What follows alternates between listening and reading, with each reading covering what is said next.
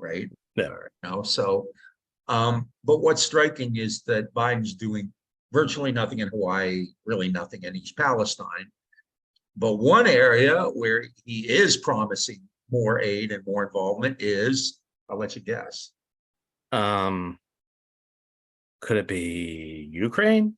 But that was a lucky guess, right? Yeah.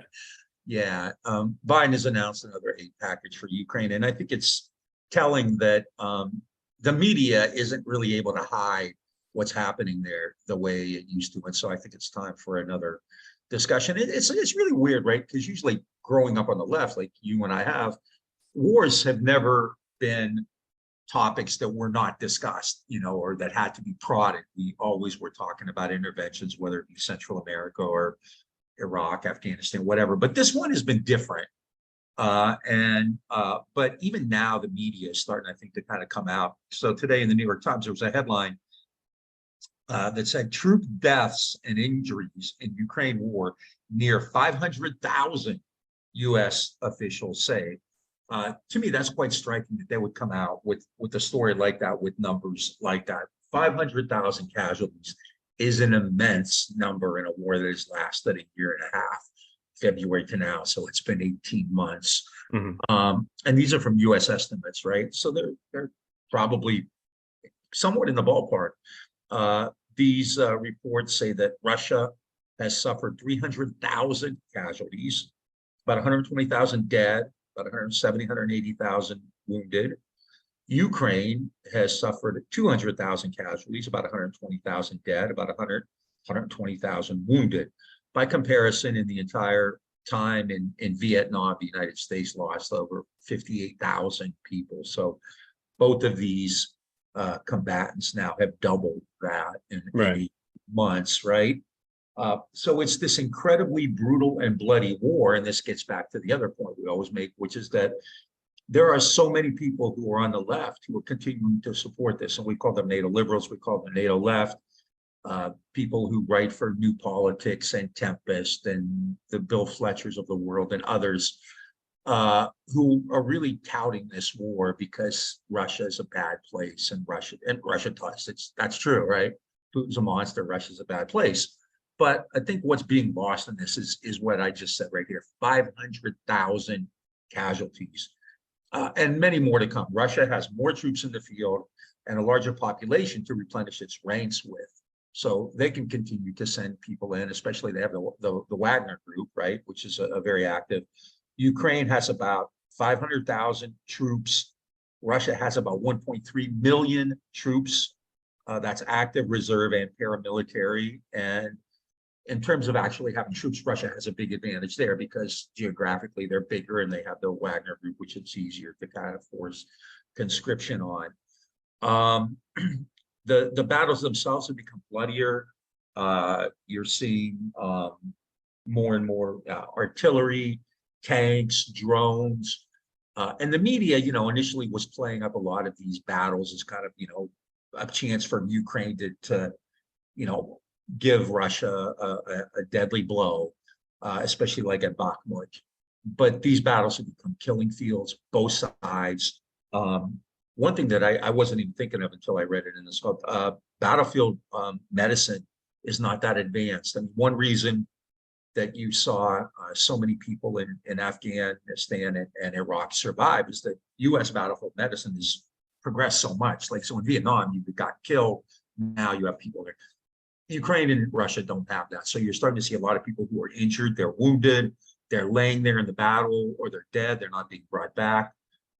Even if they are, recovered, the kind of treatment they're getting isn't really, great. There's a distance to bring them to. So a lot of people are losing their lives that way as well. It's a bloodbath, and people on the left really need to take account of that. And this also goes to something else that I talk about a lot. And I want to go back to somebody who I get a lot of teasing, let's just call it that, about the way I defend the guy. But Mark Milley, back last November, Mark Milley said, at the time, I think there were about 100,000 on each side, wounded, casualties. And he said, this is a bloodbath. It's going to get worse. We need to negotiate. We need to do something about this. And in February, he reiterated that. He caught a lot of, mostly ignored and dismissed, but he caught a lot of flack for it too. Well, now, apparently around the Pentagon, people in hushed tones are saying, Milley was right, or Milley had a point. I think among people, at that level, he's probably the only one who I think has spoken about this in legitimate terms. He's talked about how difficult it is. He talked about the idea that it's going to be a long war, that the odds on it ending anytime soon are not great, that the bloodshed is going to get worse, and that negotiations are needed.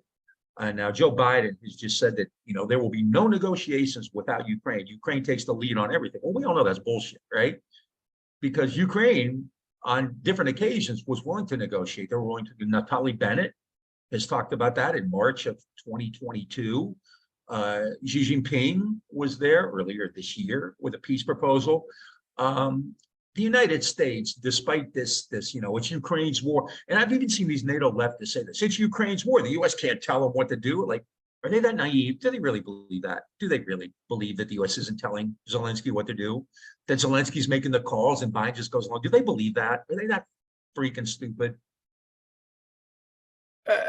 Well, Bob, it's a complicated situation. It's complicated. It's complicated. We can't tell it. We can't tell it. Profile. It's complicated. We can't tell another country what to do. It's not like if we had some disagreement with a country, say like Pakistan, who is, not touting the U.S. line on the Russia-Ukraine war, then it's not like we would help foment a coup to remove the prime minister. We would never do that, No. right?